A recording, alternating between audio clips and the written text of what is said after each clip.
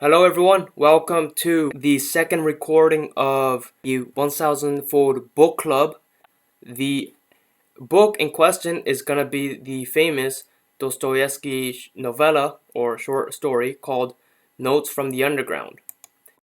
I am joined by a couple of others and we will quickly introduce ourselves. My name is X, I run the X Non Grata channel. And I usually focus on that channel by analyzing various artistic and literary figures not known in the mainstream. And right now I am doing a bunch of art videos that's keeping me busy. I'm joined by Josh and Perplexity. If you two can introduce yourself briefly, that would be great. And then we'll get started. I'm Josh. I run a channel called Philosophy for All. I talk about mainly philosophy and, theological issues as well, a bit more about existentialism, and yeah, that's kind of what I do most of the time. My name's Perplexity, and I'm with the Iron Age Archive.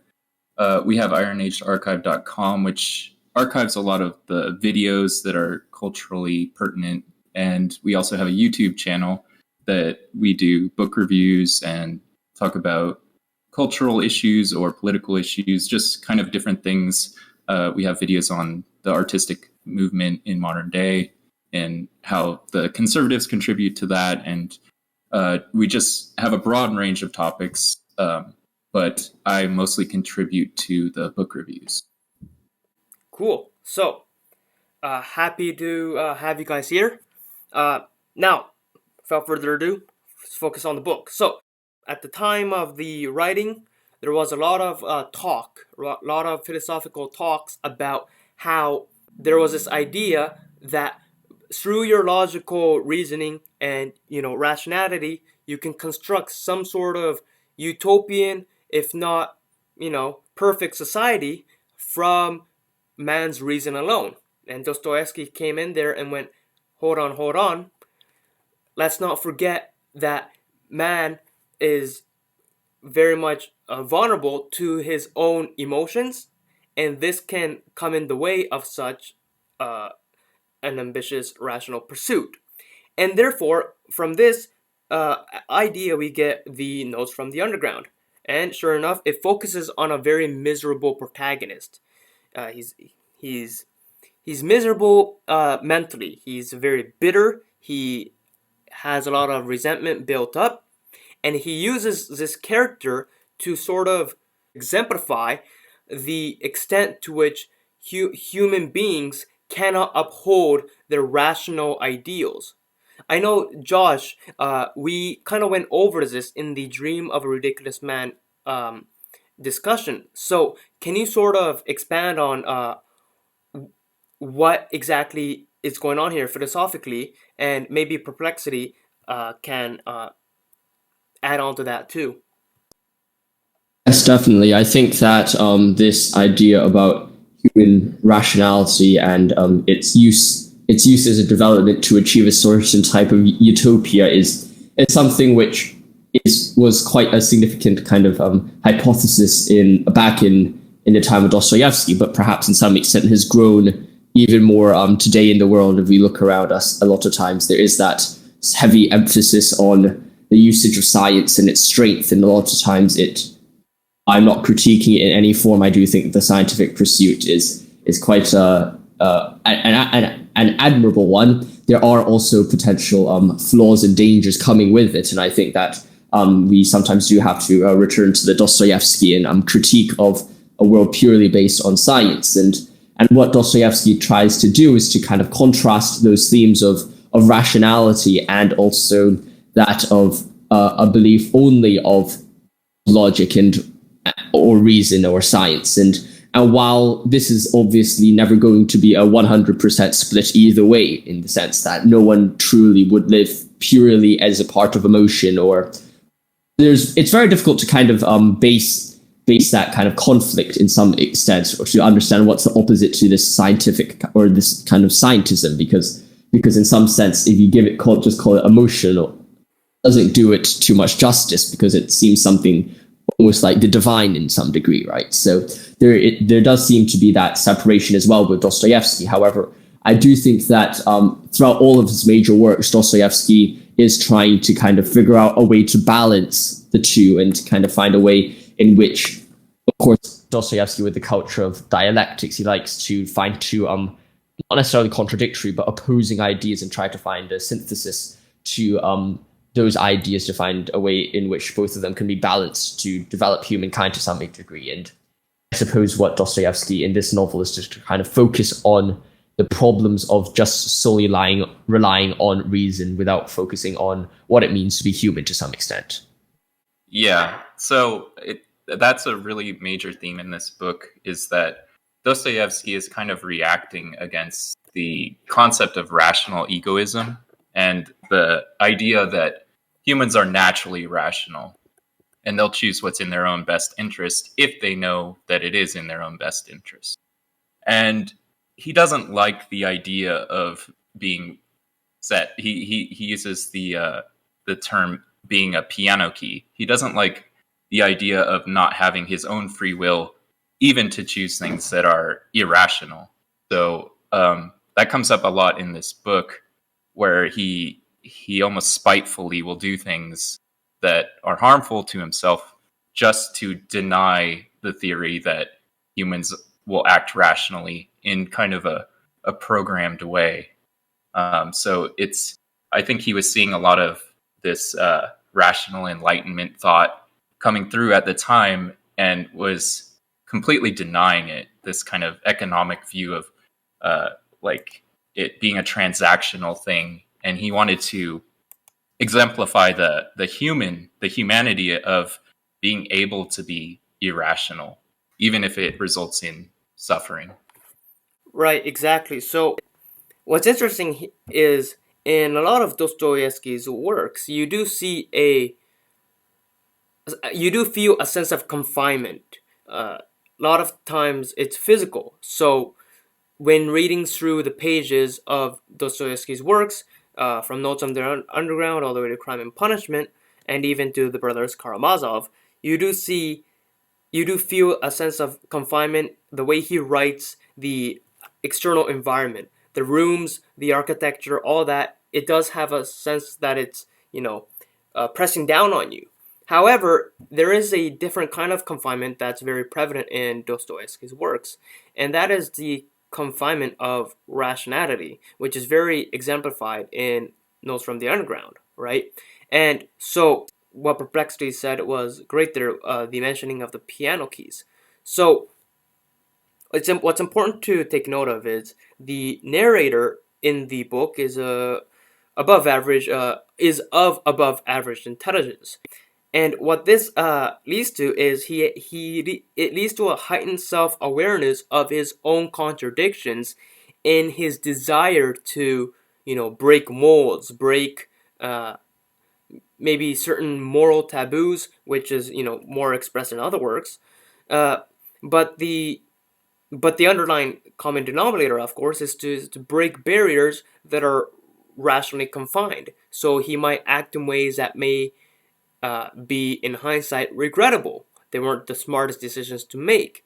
And that is what Dostoevsky is really focusing on, right? Dostoevsky is saying, hey, we can't forget the rest of which that makes us human, which come into conflict with that rational pursuit. And therefore, I mentioned the fact of the confinement because through the irrational steps that he's taking, it is the protagonist's way of trying to break free of that confinement. And so oftentimes he will willingly do what is not the smartest choice. He will willingly do what is irrational just to break free of that psychological confinement of being neat and tidy in the social order. And this is very exemplified in the way that the book is set up. The book is basically set up in two parts. The first part is a bit more theoretical almost. It's basically, it focuses on the philosophy that Dostoevsky wants to convey, whereas the second part kind of puts those philosophies in real life. And we see in the second part the application of the philosophy that really, it really brings to light how the narrator is doing certain actions that may not be smart, but may be very much desired in the moment, just to break free from the rationality. And the reason why he's very focused on this idea, this is kind of bring it into um, the second topic here, which is the context of the times, right?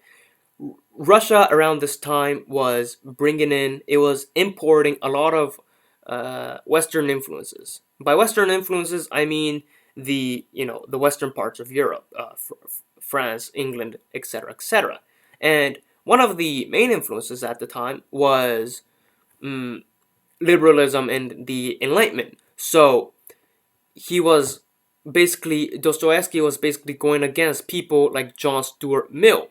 And what's interesting here is that a lot of these ideas were being picked up by many Russian people, such as ordinary people, but also intellectuals mainly. And so, what Notes from the Underground could be seen as is a response to this intellectual imports. And so, I was doing some research, and I came across another novel called What Is to Be Done. Not the one by Lenin, but the one by another person named Chernyshevsky. I'm not Russian, so pardon my mispronunciation. But it is apparently it is his novel, What Is to Be Done, that kind of outlined the utopian utopian state of society that Dostoevsky's rattling against. So I'm gonna pass the mic now, and I would like to hear what you guys have to say on the broader context at the time. We focused a lot about the specific ideas individual to Dostoevsky, but let's kind of broaden the scope here and kind of talk about the Enlightenment values that Dostoevsky was going for, the political climate that Dostoevsky was addressing, and maybe we can riff off of that. Yeah, it's kind of interesting when you look at the time that he was writing, and he was writing before the Soviet Union, but you can see that he's reacting to a lot of these kind of socialist ideas. The idea of if everyone acts in their own best self-interest, then we can form this kind of utopia on Earth.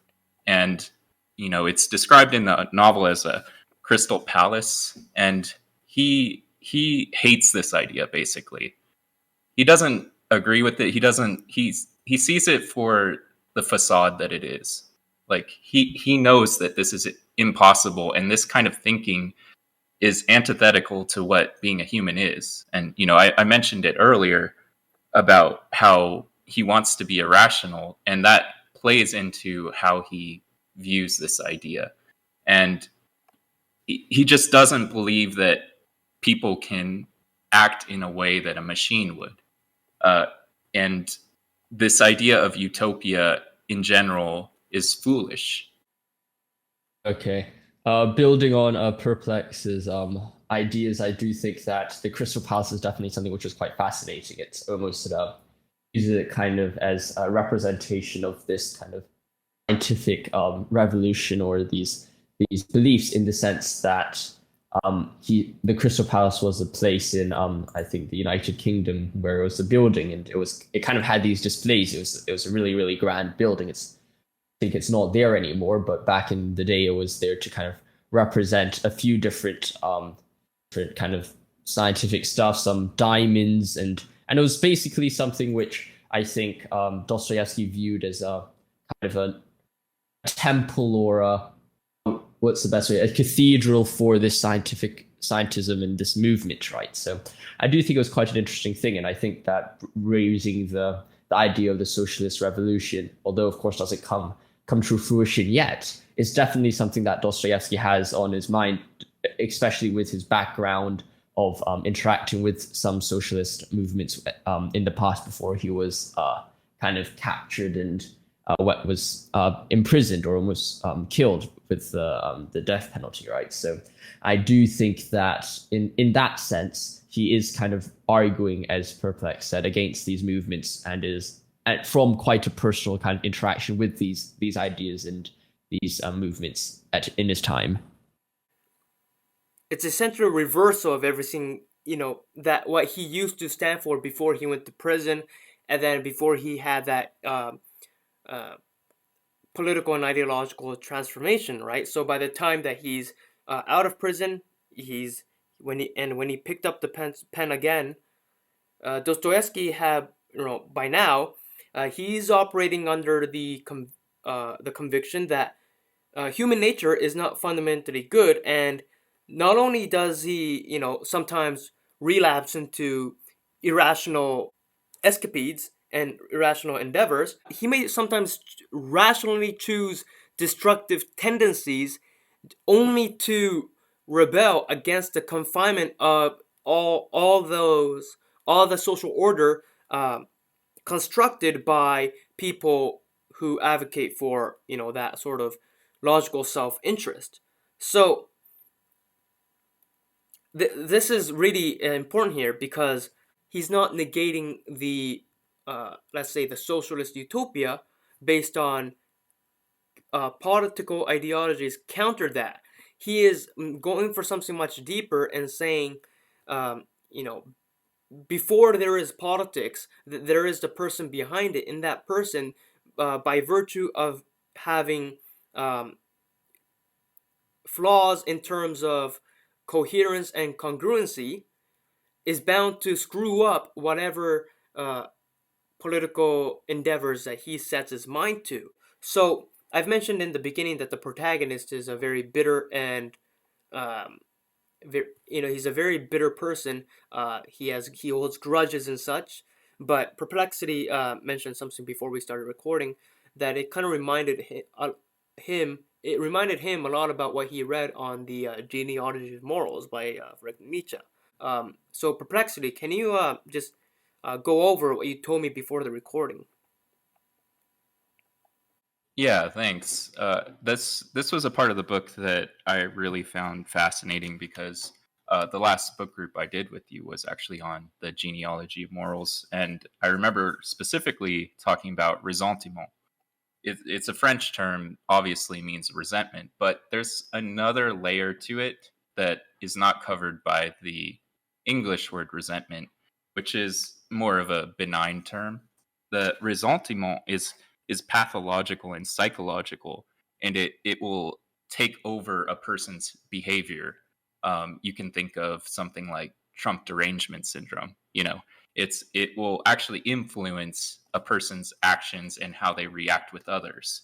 So in this novel, the author is a form. He's expressing that he mentions himself as a mouse, and this is contrasted with the man of action, and in the fact that we have this contrast, it really does harken back to Nietzsche, who would describe it as master and slave morality. The slave morality, which is what the author is portraying, shows a lot of it. Yes, true resentment, but there's also a bitterness. It occupies his mind. He's completely confined within his own head. He's unable to express the anger that he feels, whereas the man of action is able to express that fully, and he's not tortured by the idea of it. He can just get what he believes to be justice through getting revenge, and then he's expressed his anger, he's moved on, he's not tormented by it.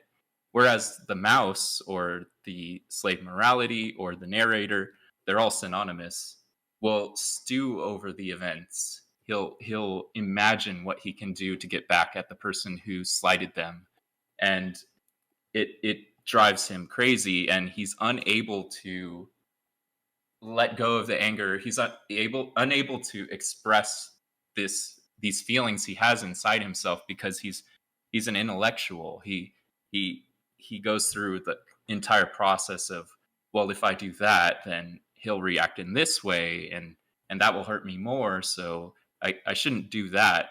And he can't ever express it. He's just stuck. He's trapped. And he's, in a way, he's also jealous of this kind of bestial man that he sees able to get revenge and move on. He's jealous of his simple nature. And the only way that he can feel powerful is to think of himself either morally superior or intellectually superior.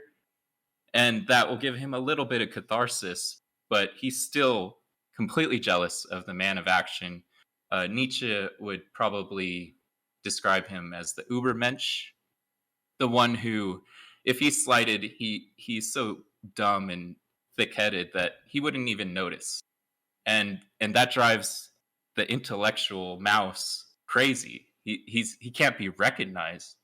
He's being ignored, which is actually even worse than being slapped in the face. And the author says that he wishes he would be slapped in the face, and he wants to be recognized. He wants to be uh, acknowledged, and the man of action doesn't think of him at all, which is the worst punishment. And there's no way for it to ever be resolved, unlike the man of action who does it easily and moves on. So yeah, it's quite an interesting contrast.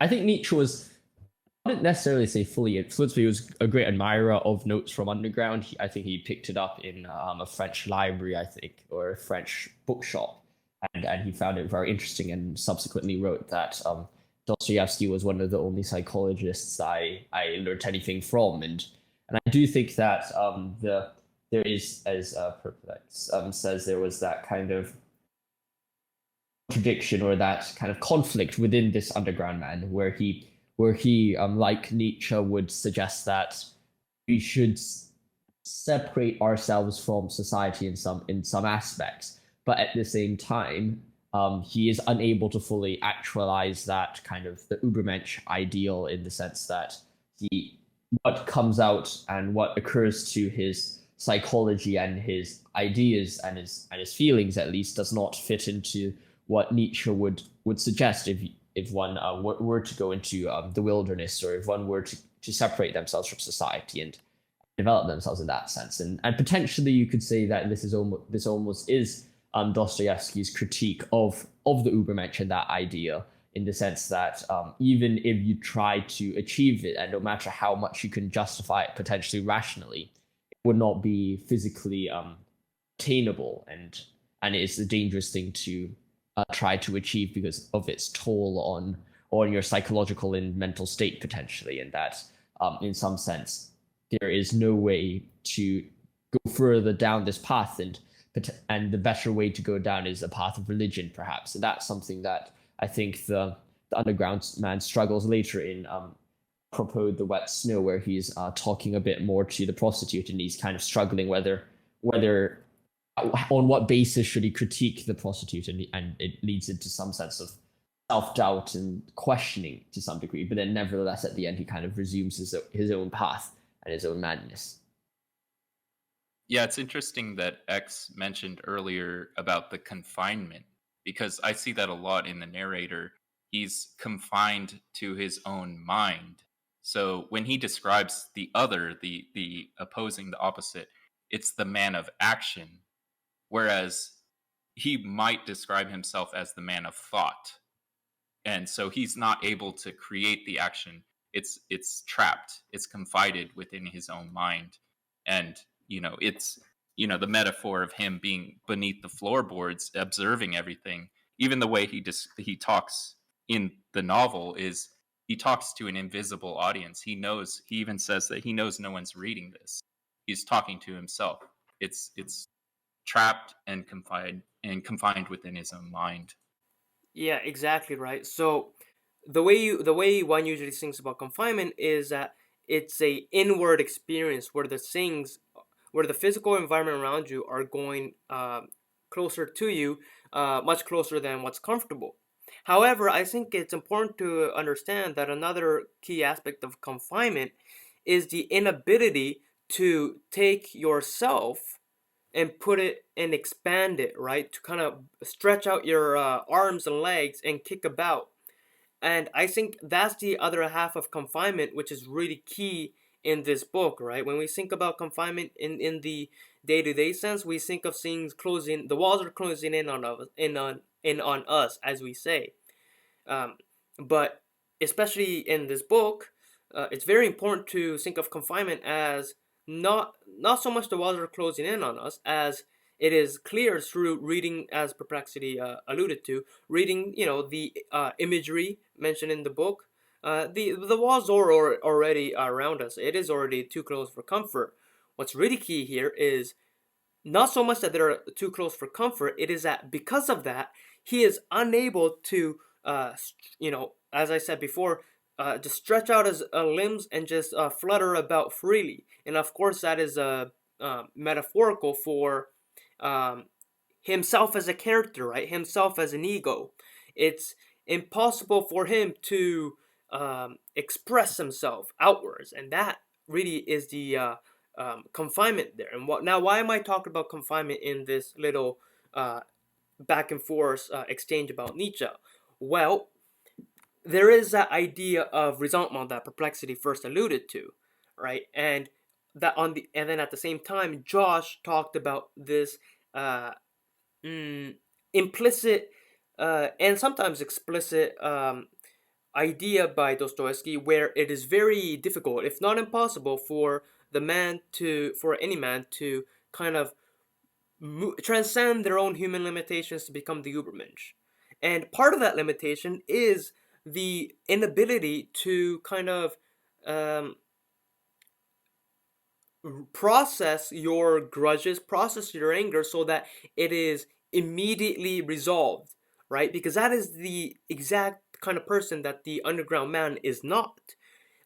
In psychology, it's called sublimation, right? Where you take some kind of emotional or emotional or mental, maybe spiritual uh, struggle within you, and you are able to transfer it into something else. So let's say I'm very angry at work. So after work, I might uh, play some sports to kind of vent out my pent up aggression, right? That is sublimation. And what Perplexity is basically saying there is the underground man does not have the ability to come home from a bad day and then just vent out that frustration, because he is very alone. He is very eccentric in his character, so that he cannot express himself, clearly to other people. So he's confined in that sense, where he has no one to relate to and no one understands him, right? Hence the claim that it is much better to be slapped. And this leads to the uh, the first point that I mentioned at the beginning, which is this whole conflict of being unable to establish yourself, essentially, because what's happening here is a negation of the idea of the will to power, right? Yeah, so that was what I wanted to say at the beginning, but I forgot to. But I wonder if you two have anything to say on that, and then once you do, I want to get into the other part that I forgot to talk about, which is the moral and intellectual superiority. Yeah, I think that's why it that's the part of the novel that really spoke out to me, is because I have recognized that, and it resonated with me. This inability to attain catharsis so easily, or easily as it's perceived from an intellectual standpoint. And the intellectual is much more comfortable within his own head. He feels like he has control there. He can see what the results of those things will be. So in in a tragic twist of fate is that he will never get the catharsis because he's too busy in his own head. And that's something that I identify with. I'm not going to psychologize too much, but I have been in that position where I've just gone through every conceivable possibility of how these events could unfold. And in the end, what happens? Nothing. Nothing happens. And it just drives me even crazier because the justice isn't resolved. And the intellectual will not identify revenge with justice. There's too many factors going on.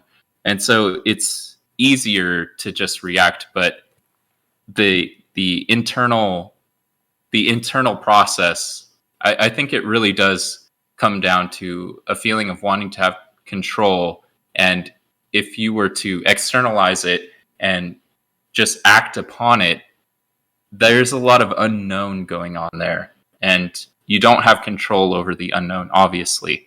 So if I do this, what happens? The man of action doesn't think about that. They just do it out of instinct.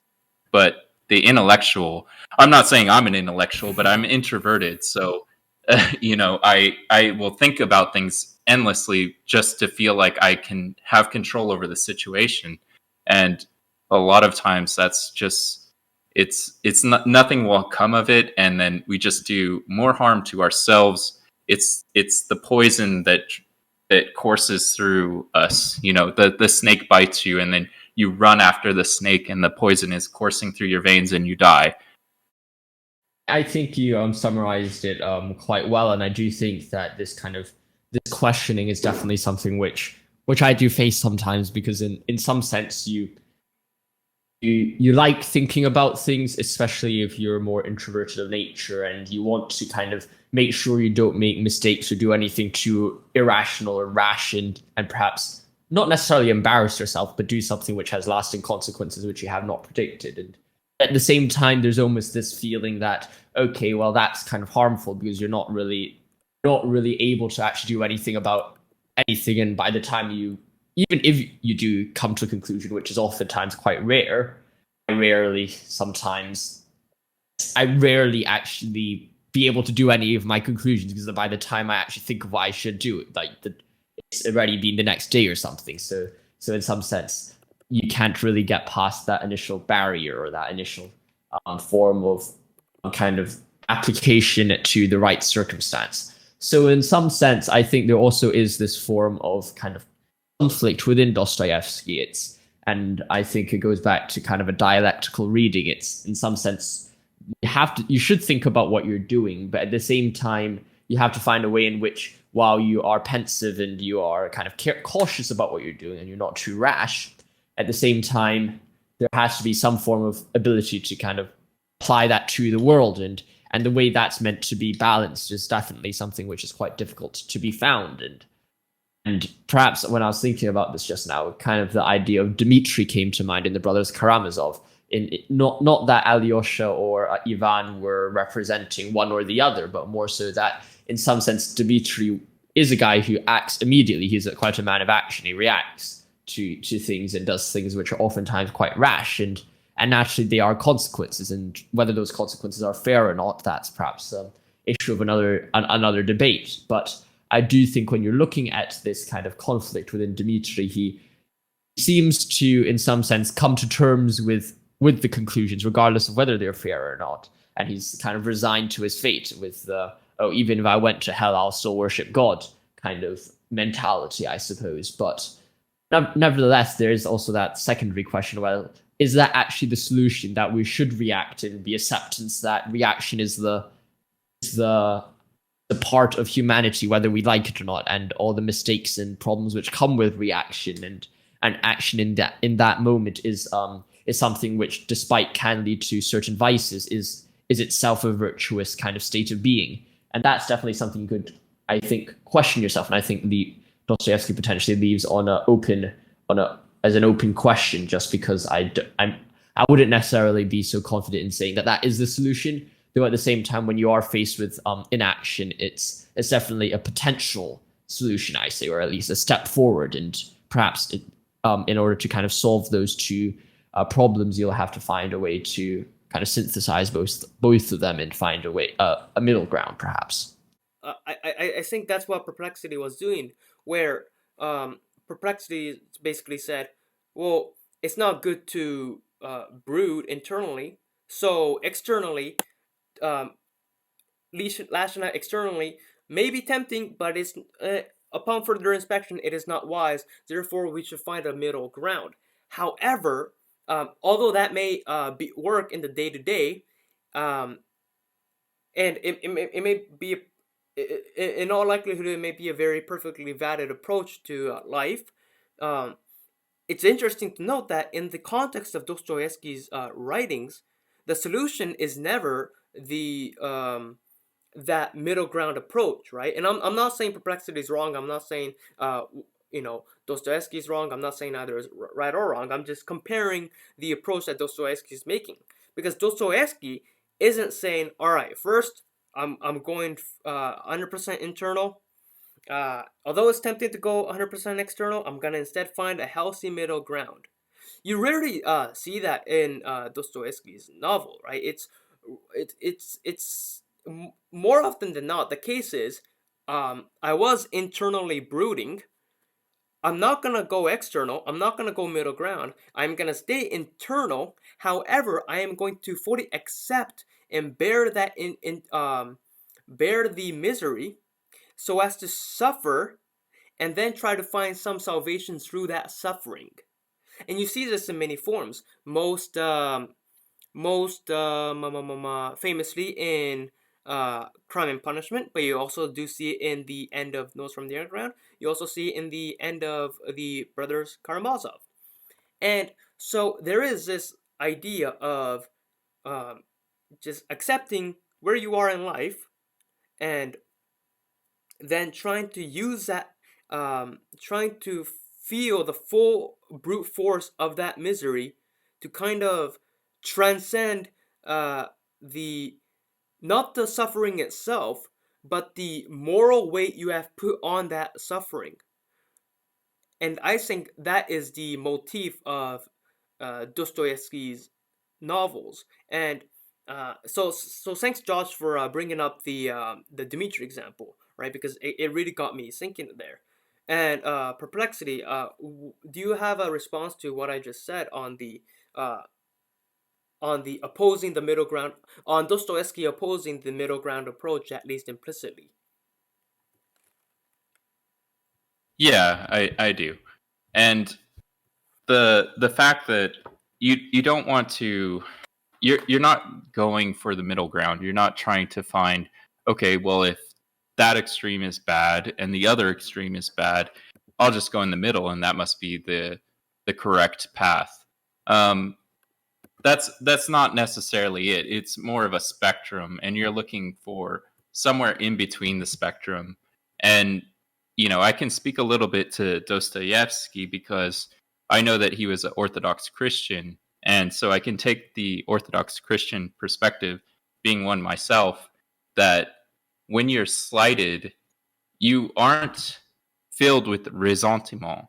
You're not looking, you're not bitter. And it's often, a lot of people are uh misled by Dostoevsky because he's so able to encapsulate the perspectives of others.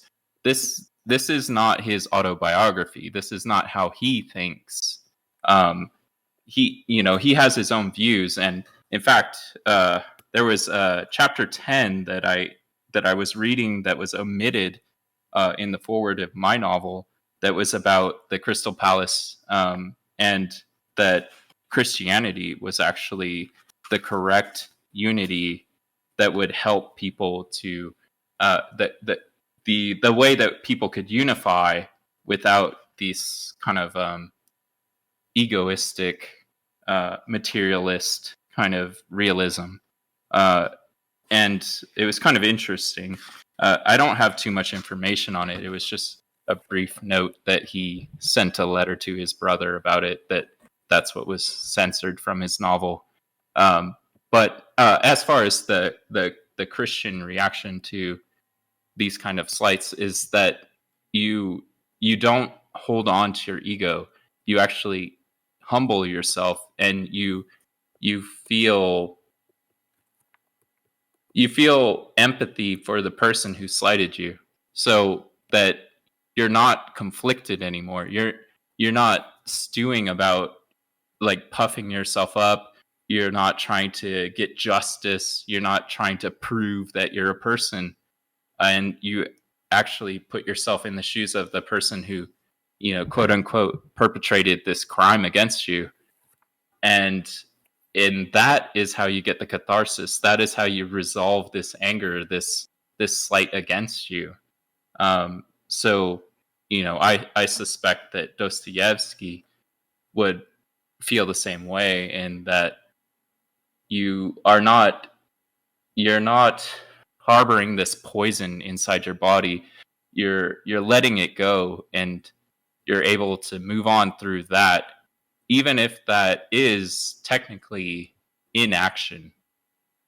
The other person might not know that you're going through this process. It's not an external process. It's something that you believe internally, and that you resolve yourself and are able to dissolve your from your mind, and that you can move on from that. And it doesn't build up in the way that it would with the character in the novel, where it's just he has the toothache, and he wants the toothache to continue to be painful, and he wants people to know that he's feeling pain, and he wants them to be annoyed by him groaning about the toothache. This resentment that builds up in them, he can let go of that, because he can see the perspective of the other person, and he can move on from that and get his own catharsis. I think there's a few things I could touch upon.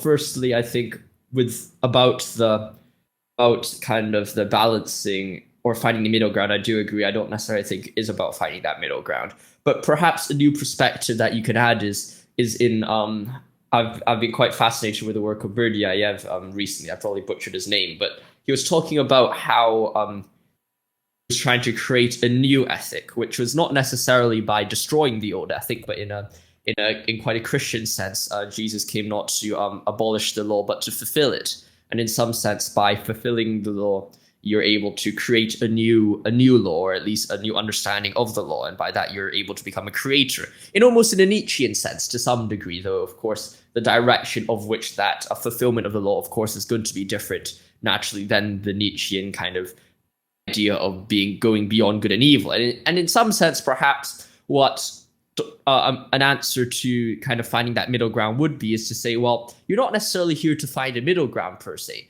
but you're rather meant to experience, and in quite a loose interpretation of fulfillment, to understand both the position of living in the moment and reacting immediately, and also understand kind of how to think about things, be a bit more pensive at times, and by doing both of them to quite a good level, you're able to slowly manage them, perhaps subconsciously, because I think most of the time character development is less so about conscious saying, oh, I have a light bulb moment, I've suddenly improved myself immediately, but more so of a subconscious thing, and by kind of gaining mastery over a few different kind of ways of approaching action, both from inaction and also action. You're able to subconsciously develop a confidence, perhaps, in just acting. And even though it might seem like acting at face value, it might also come with some form of prior thought and understanding, and that could perhaps develop into a further state, which is not necessarily one or the other, but beyond both potentialities or both hypotheses. And the other sense about being responsible for other people's sin, it's something which is quite interesting. And while I wouldn't say isn't necessarily the Russian Orthodox view of things, I think what Dostoevsky is kind of getting at there in the Brothers Karamazov, when he does talk about that with Father Zosima, is less so saying, well, someone else is sinning, you're metaphysically or metaethically saying, well, that is your sin as well, but more so saying that, well, when I see my friend sinning, I personally feel great empathy for that friend. I pity that friend, and it is part of being a friend of someone is to kind of bear on a responsibility, in a looser sense, to say I'm responsible for his strengths and his weaknesses, and also how can I help him and develop him thereof, or kind of develop him as well. And as a result, it's via that pity for humanity that you do get that kind of a looser sense of responsibility, perhaps. Yeah. Okay. So glad we cleared the air on that. I'm gonna wrap up soon as we've been covering going over an hour, and so I would like to thank you too for coming on. Wait, the second time for Joshua, then for the first time for Perplexity, even though Perplexity you and I talked before. So uh, I would like to uh, I would like to thank you guys for coming on. And I would like to thank the people for whoever's watching for listening in. Do you guys have any final words before I stop the recording? So much, really. Thanks for having me. I do enjoy talking about Dostoevsky and other literary works. They are truly fascinating for me. Yeah, I really enjoy reading. I mean, Dostoevsky is one of my favorite authors, and he really taps into a lot of the sides of people that maybe they don't want to acknowledge, or you know, things that we can kind of resonate with. And it's it's really thought provoking, and it kind of lets us see different sides of people. And yeah, I really enjoyed this book. I read it a while ago, but just refreshing my memory, it's really good. And I'm really looking forward to reading further into his works. I'm reading The Devils right now, and I'm looking forward to reading The Brothers Karamazov, as you both have done. And I think he's a genius, and he's able to really understand people on a deep level that few authors are able to attain. And you learn a lot from reading these books. I think that this book in particular is a really great introduction. It's the first book that I read of Dostoevsky's, and it's only over a little over 100 pages, and it gives you a brief insight into the kinds of characters that he deals with, and they appear very real to people, and they give a lot of insight. So yeah, it was great to go back over this and to say a few thoughts that I had when I was reading it. So thank you for the opportunity. Yeah. So that was it for the episode. I'd like to thank you two again, and I would like to thank anyone watching. In the meantime, like I said, like and subscribe. Until next time. So I will stop the recording now.